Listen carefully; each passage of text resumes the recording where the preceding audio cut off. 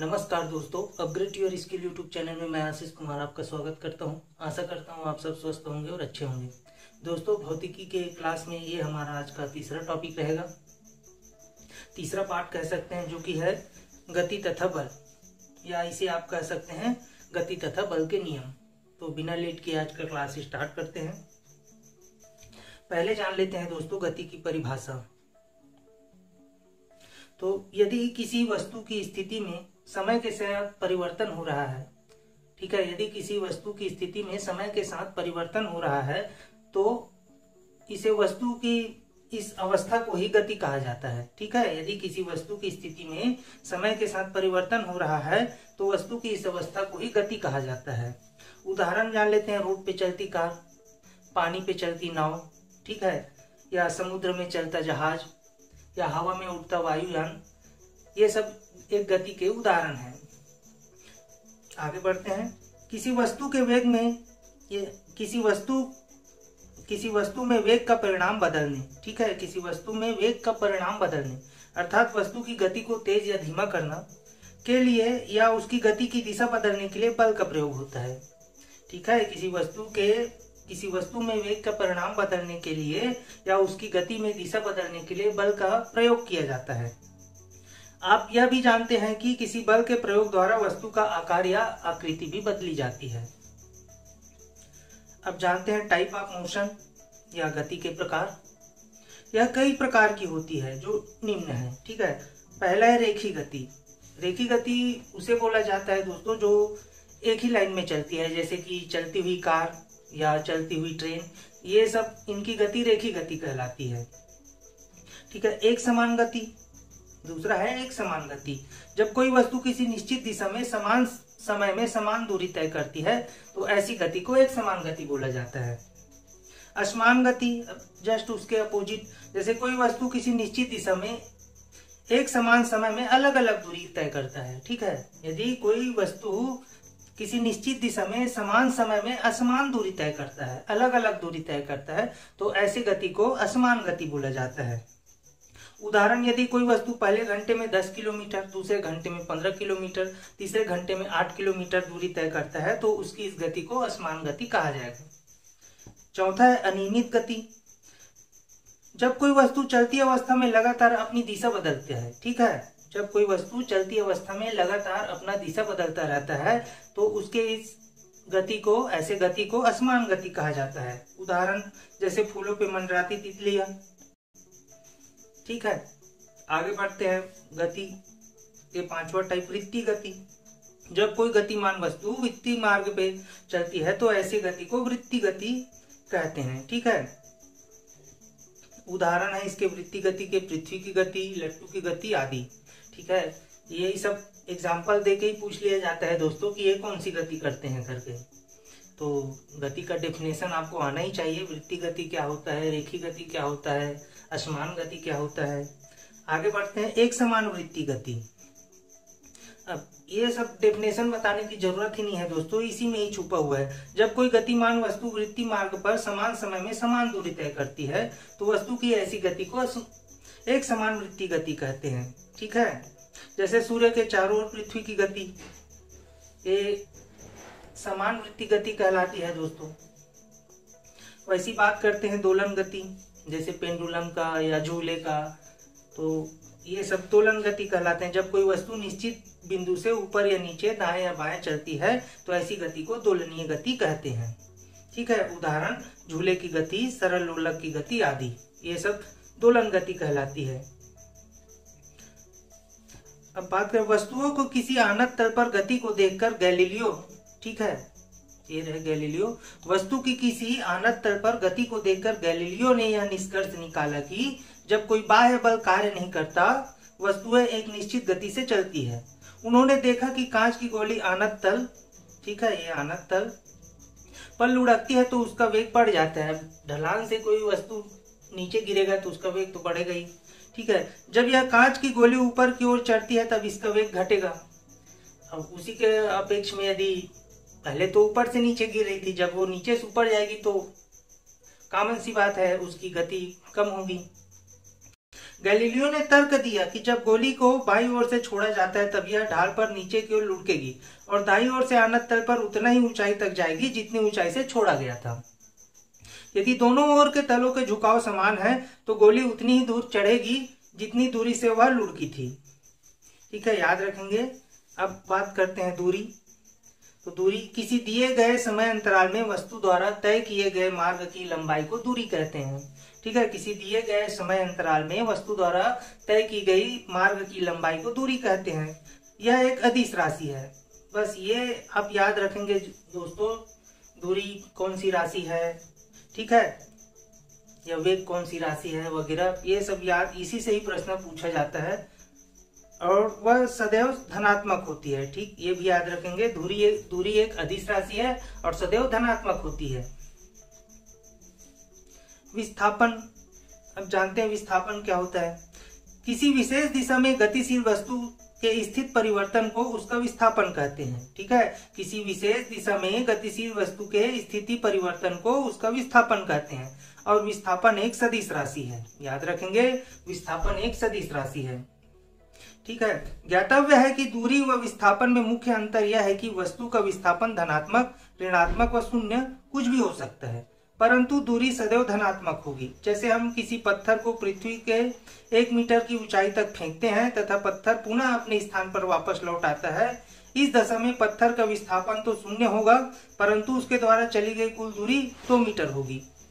पहले 1 मीटर ऊपर भेजे, उसके बाद वो 1 मीटर वापस आता है, तो उसका विस्थापन, जैसे इस एग्जाम्पल से समझते हैं, जैसे कि एक मार्ग है जो कि 4 किलोमीटर है, इसे ए मानते हैं, इसे बी मानते हैं।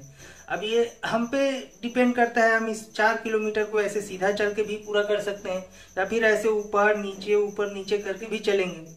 तो ऐसे चलेंगे तो ये 5 किलोमीटर हो जाएगा। ठीक है, तो यहाँ पे विस्थापन ये होगा दोस्तों, क्योंकि ये तो ए से बी की दूरी 4 किलोमीटर है, जो वही रहेगी, बढ़ेगी घटेगी नहीं। अब ये हम पे डिपेंड करता है कि हम इस मार्ग को कैसे पूरा करते हैं, थोड़ा इधर जाएंगे थोड़ा उधर जाएंगे, तो जाहिर सी बात है ज्यादा समय लगेगा और ज्यादा दूरी भी लगेगा। ठीक है, तो उस दशा में ये ए और बी यही विस्थापन कहलाएगा। आगे बढ़ते हैं, बात करते हैं वेग। गतिशील वस्तु के विस्थापन की दर अर्थात 1 सेकेंड में हुए विस्थापन को वस्तु का वेग कहते हैं। ठीक है, वेग बराबर है विस्थापन बटे समय। वेग एक सदिश राशि है, याद रखेंगे, वेग एक सदिश राशि है, इसका मात्रक मीटर सेकेंड होता है।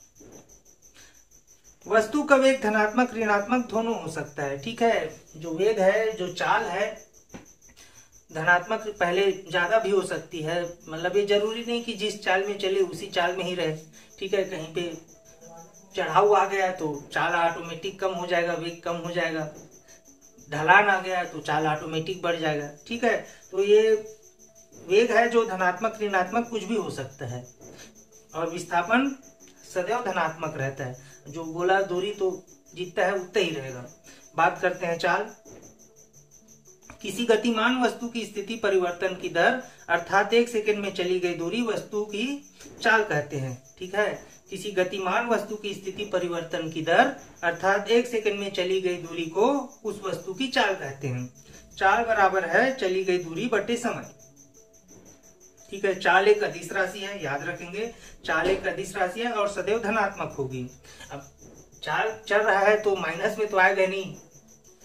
ठीक है, माइनस में तो नहीं आएगा, हमेशा धनात्मक ही रहेगा। हम जितने चलेंगे तो प्लस में ही कहलाएगा, कितने चले हैं। ऐसा तो नहीं हम आगे गए और माइनस पीछे लिखा रहे, ऐसा नहीं होगा। और इसका मात्रक मीटर सेकेंड होता है, याद रखेंगे। चाल एक अदिश राशि है, हमेशा धनात्मक होती है और इसका मात्रक मीटर सेकेंड होता है। यही सबसे प्रश्न बनता है दोस्तों। बात करते हैं त्वरण। यह आवश्यक नहीं है कि जो वस्तु गतिमान है उसका वेग सदैव एक समान ही रहे। ठीक है, ऊपर बताया, यह आवश्यक नहीं जो वस्तु गतिमान है उसका चाल या उसका वेग एक समान रहे। यह भी हो सकता है कि उसका वेग भिन्न भिन्न समय पर भिन्न भिन्न रहे। यदि समय के साथ वस्तु का वेग बढ़ता या घटता है तो ऐसी गति को त्वरित गति कहते हैं। ठीक है, और इसे ही जैसे समय के अनुसार वस्तु का वेग घट जाता है, बढ़ जाता है, तो इसे ही त्वरण कहा जाता है या त्वरित गति कहा जाता है। तथा यह बताने के लिए कि वेग में किस दर से परिवर्तन होता है हम एक नई राशि त्वरण का प्रयोग करते हैं। ठीक है, अतः किसी गतिमान वस्तु के वेग में प्रति एकांक समय अंतराल में होने वाले परिवर्तन को उस वस्तु का त्वरण कहते हैं। त्वरण बराबर है वेग में परिवर्तन बटे समय अंतराल, और त्वरण एक सदिश राशि है। ये ही सब मोस्ट इंपॉर्टेंट रहता है दोस्तों, इन्हीं सब से ही प्रश्न पूछा जाता है। बात करते हैं बल। अब बल क्या होता है? जैसे किसी वस्तु, जैसे मैंने इसको उठाया, यही तो बल है दोस्तों, इसको ऐसे फेंक दिया, तो ये सब कैसे कर पा रहा हूँ? बल के कारण कर पा रहा हूँ। बल ही न रहे तो क्या मैं इसको उठा सकता हूँ या इसे फेंक सकता हूँ? नहीं ना। तो इसे ही बल कहा जाता है। और बल दो टाइप के होते हैं, ठीक है, एक संतुलित बल होता है और दूसरा होता है असंतुलित बल। तो ये जानते हैं संतुलित बल क्या होता है और असंतुलित बल क्या होता है। संतुलित बल, किसी वस्तु पर कार्य करने वाले सभी बलों के परिणाम यदि शून्य हो तो ऐसे बलों को संतुलित बल कहते हैं। ठीक है, यदि किसी वस्तु पर कार्य करने वाले सभी बलों का परिणाम यदि शून्य हो तो ऐसे बल को संतुलित बल कहते हैं। उसे एक उदाहरण से समझते हैं। यदि एक किताब जो जमीन पर रखा है, हम उस पर धक्का लगाते हैं और किताब नहीं खिसकता, तो उस पर 4 बल कार्य कर रहे होते हैं। ठीक है, यदि कोई पुस्तक जमीन पे रखा है, सपोज इस टेबल में रखा है, और हम यदि इसे धक्का लगाते हैं और ये नहीं हिलता है या नहीं खिसकता है, तो उस पर 4 बल कार्य कर रहा होता है। उसे जानते हैं कौन कौन से बल है। पहला हमारे धक्के का बल, जो हम धक्का लगाएं उसका बल। ठीक, घर्षण का बल, जो धक्के का विरोध करता है और किताब को खिसकने नहीं देता। दूसरा ये रहा। तीसरा गुरुत्व का बल, जो किताब को नीचे की ओर से खींचता है। ठीक है, किताब को नीचे की ओर से खींचता है, उसे गुरुत्व बल कहते हैं, जो पृथ्वी द्वारा लगता है। ठीक है, और चौथा प्रतिक्रिया बल, जो किताब पर ऊपर की ओर से भूमि द्वारा लगाए गए गुरुत्व बल को संतुलित करता है। तो इसका मतलब ये है कि हम यदि पुस्तक को खिसकाने की कोशिश करें और हमसे ना खिसके, तो ऐसे यदि कार्य नहीं हुआ तो ऐसे बल को संतुलित बल कहा जाता है। और असंतुलित बल में ही कार्य होता है, जैसे किसी धक्का मार दिए तो आगे सरक गया, तो ऐसे बल को असंतुलित बल कहा जाता है। इसे भी समझते हैं। असंतुलित बल, किसी वस्तु पर प्रभाव डालने वाले सभी बल के परिणाम यदि शून्य नहीं है, मतलब कुछ न कुछ उसका परिणाम निकलता है। यदि हम किसी को धक्का दिए और वो गिर गया तो परिणाम शून्य तो नहीं हुआ ना भाई, हमारे धक्का देने से वो गिर गया, तो ऐसे बल को ही असंतुलित बल कहा जाता है। और असंतुलित बल से ही सभी कार्य होते हैं। बस ये समझ गए तो बल समझ गए। बल, असंतुलित बल जब किसी वस्तु पर प्रभाव डालते हैं तो उसका विराम या गति की अवस्था में परिवर्तन उत्पन्न होता है। अर्थात असंतुलित बल स्थिर वस्तु को चला सकते हैं या गतिमान वस्तु को रोक सकते हैं। उदाहरण के लिए भूमि पर रखा हुआ खिलौना कार को हाथ से धक्का देने पर खिलौना कार चलने लगता है।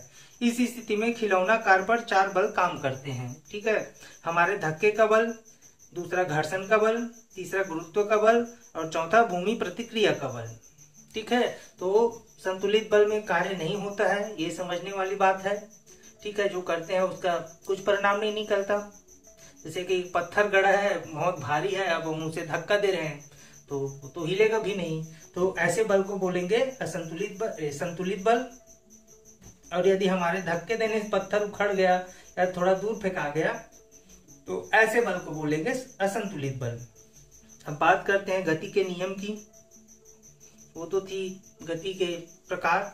अब बात करेंगे गति के नियम, जो कि न्यूटन के गति नियम से रिलेटेड रहता है और इससे भी प्रश्न पूछा ही जाता है हर एक एग्जाम में।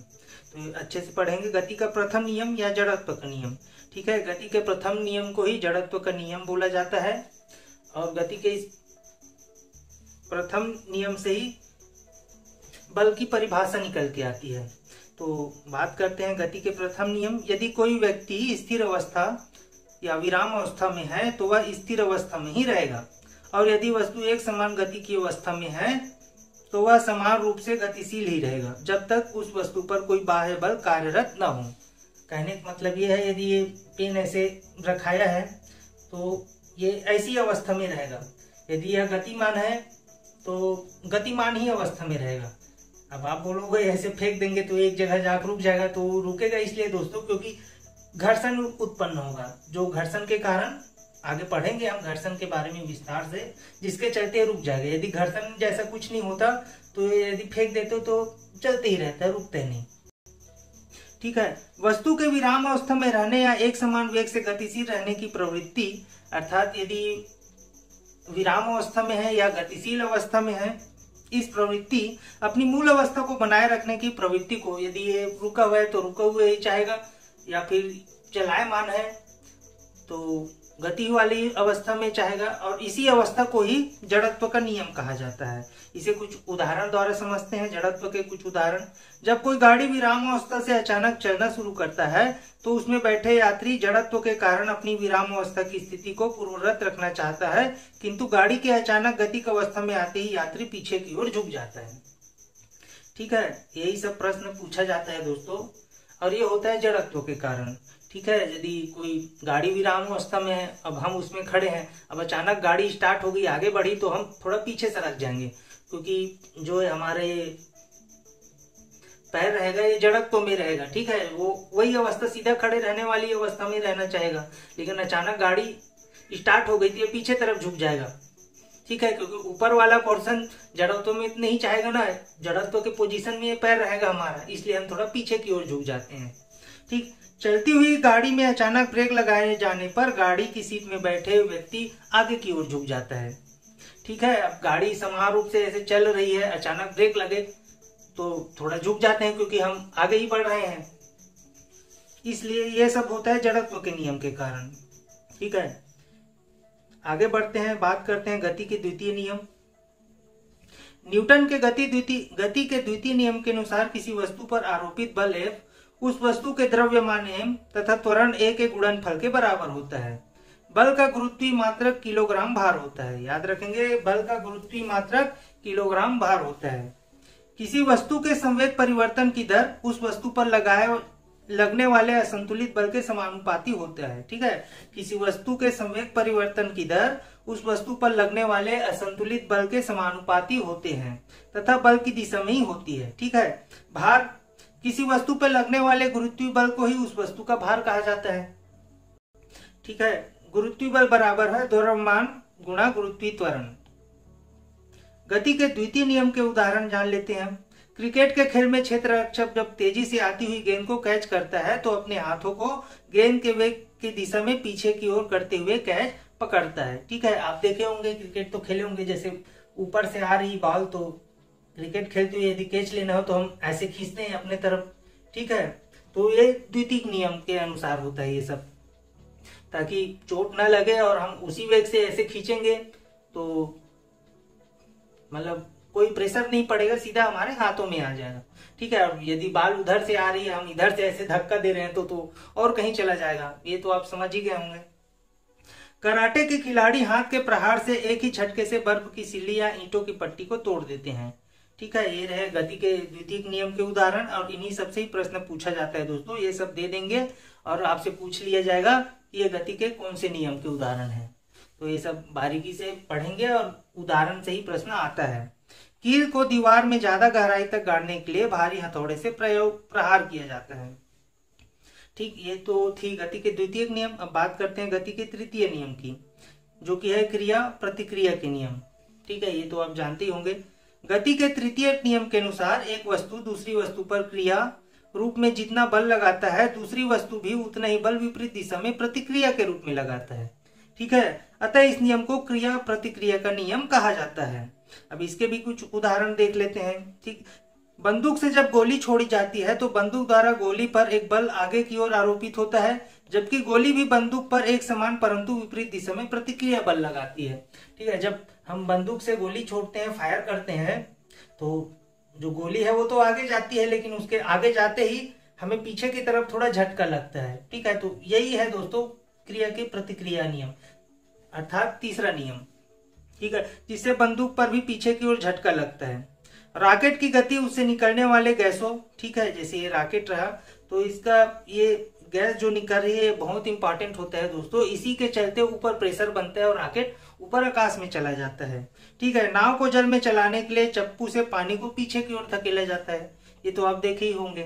ठीक है, अब बात करते हैं संवेग संरक्षण के नियम।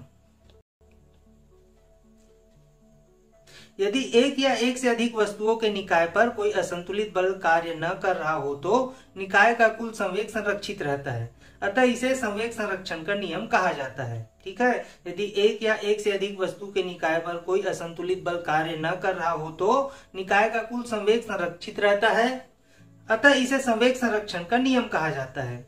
संवेग संरक्षण के कुछ उदाहरण जान लेते हैं। ठीक, तो जो पहला उदाहरण है रॉकेट प्रणोदन। रॉकेट का उड़ना न्यूटन की क्रिया प्रतिक्रिया, ऊपर मैंने बताया रॉकेट का उड़ना न्यूटन की क्रिया प्रतिक्रिया नियम तथा संवेग संरक्षण के सिद्धांत पर आधारित है। इससे ही प्रश्न पूछा जाता है दोस्तों, अधिकतर एग्जाम में ये पूछा भी गया है। ठीक है, रॉकेट का उड़ना क्या कहलाता है, ठीक है, प्रणोदन क्या कहलाता है, तो संवेग संरक्षण के या क्रिया प्रतिक्रिया के, ये दोनों में इसको एक ऑप्शन दे दिया जाएगा। अब यदि आप जान गए हैं, पढ़ लिए हैं तो सही टिक मारेंगे। ठीक है, आगे बढ़ते हैं। बंदूक से गोली छोड़ते समय बंदूक द्वारा गोली को एक वेग प्रदान कर दिया जाता है, जिससे गोली में आगे की दिशा में एक संवेग उत्पन्न हो जाता है। यह होता है क्रिया प्रतिक्रिया के नियम के अनुसार।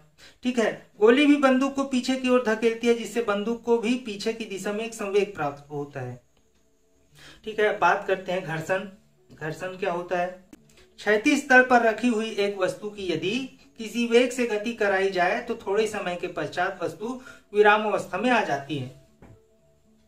आगे मैंने बताया यदि घर्षण नहीं रहता तो यदि मैं कोई बाल को ऐसे फेंक देता तो हमेशा गति करते जाती। ठीक है, यदि घर्षण जैसे कुछ चीज नहीं रहता तो जब तक कोई बाह्य बल नहीं लगाया जाता तब तक वो रुकता ही नहीं। तो जो बाह्य बल लगता है उसे ही घर्षण कहा जाता है दोस्तों। अब बात कर लेते हैं घर्षण के गुण। जब एक वस्तु किसी दूसरी वस्तु की सतह पर लुढ़कती है तो दोनों वस्तुओं के संपर्क सतह पर लगने वाले घर्षण बल को लोटनी घर्षण बल कहते हैं। ठीक है, घर्षण बल केवल सतह की प्रकृति पर निर्भर करता है। ठीक है, घर्षण बल केवल सतह की प्रकृति पर निर्भर करता है। अब बात करते हैं न्यूटन के गुरुत्वाकर्षण का नियम। सर्वप्रथम न्यूटन ने 1686 में बताया कि विश्व के प्रत्येक पदार्थ कण दूसरे कण को अपनी ओर एक बल से आकर्षित करता रहता है, इस बल को गुरुत्वाकर्षण कहते हैं। ठीक है, सर्वप्रथम न्यूटन ने 1686 ईस्वी में बताया कि विश्व के प्रत्येक पदार्थ कण एक दूसरे को अपनी ओर बल से आकर्षित करता है, इस बल को ही गुरुत्वाकर्षण कहा जाता है। न्यूटन के अनुसार किन्हीं दो कणों के बीच लगने वाले आकर्षण बल उन कणों के द्रव्यमानों के समानुपाती तथा उनके बीच की दूरी के वर्ग के व्युत्क्रमानुपाती होते हैं। ठीक है, आगे बढ़ते हैं गुरुत्व। गुरुत्व क्या होता है? ग्रेविटी। न्यूटन के गुरुत्वाकर्षण नियम से हम यह जानते हैं कि ब्रह्मांड में प्रत्येक वस्तु दूसरे वस्तु पर एक आकर्षण बल लगाती है। यदि इन दो वस्तुओं में से एक पृथ्वी हो तो इस आकर्षण बल को गुरुत्व कहा जाता है। समझ गए होंगे गुरुत्व क्या होता है। न्यूटन के गुरुत्वाकर्षण नियम से हम यह जानते हैं कि ब्रह्मांड में प्रत्येक वस्तु दूसरे वस्तु पर एक आकर्षण बल लगाती है। ठीक है, यदि इन दोनों वस्तुओं में से एक पृथ्वी हो तो इस आकर्षण बल को गुरुत्वाकर्षण कहा जाता है। गुरुत्व वह आकर्षण बल होता है जिसके कारण पृथ्वी किसी वस्तु को अपने केंद्र की ओर खींचता है। ठीक है, तो आप समझ गए होंगे गुरुत्व क्या होता है। गुरुत्व वह आकर्षण बल होता है जिसके कारण पृथ्वी किसी वस्तु को अपनी केंद्र की ओर खींचता है।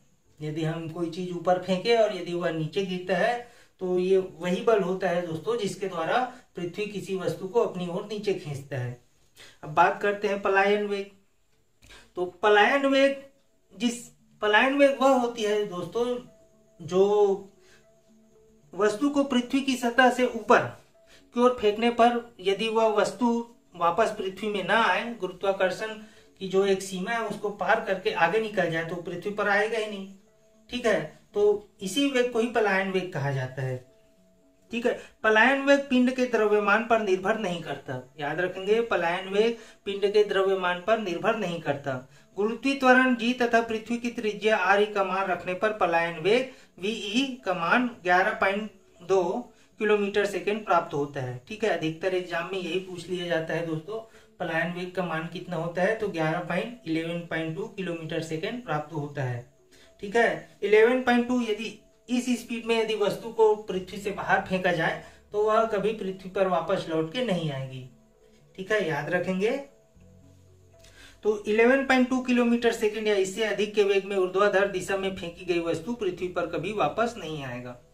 तो ये थी दोस्तों गति तथा बल से नियम से संबंधित फिजिक्स का चैप्टर 3। उम्मीद करता हूँ ये आपको समझ आई होगी। यदि वीडियो आपको अच्छा लगे तो कृपया चैनल को लाइक और सब्सक्राइब जरूर कीजिए। आपकी लाइक और सब्सक्राइब हमारे लिए बहुत मैटर करती है। धन्यवाद।